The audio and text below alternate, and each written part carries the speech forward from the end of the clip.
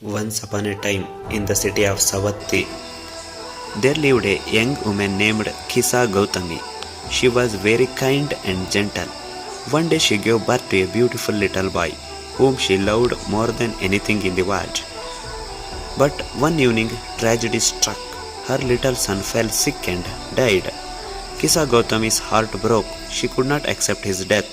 She carried her child in her arms, weeping, and went door to door, begging everyone, "Please give me some medicine to bring my child back to life."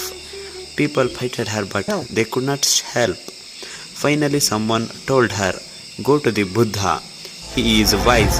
He may have the medicine you seek." Kisa Gautami ran to Buddha and cried, "Lord, please make my child alive again.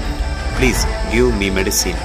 Buddha looked at her with a deep compassion and said, "Yes, I can help you, but you must bring a handful of mustard seeds from a house where no one has ever died."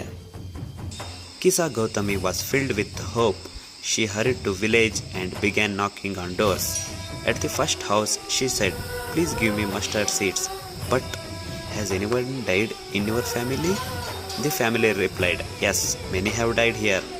She moved to the next house, and the same next, and the next.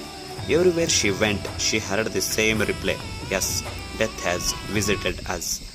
By evening, she had walked through the whole village.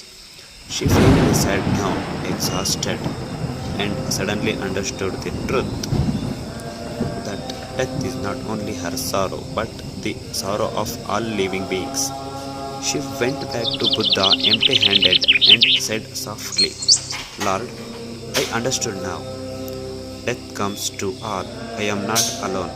Buddha said, "Wise is she knows that life is impermanent. Only by understanding this truth does one find peace."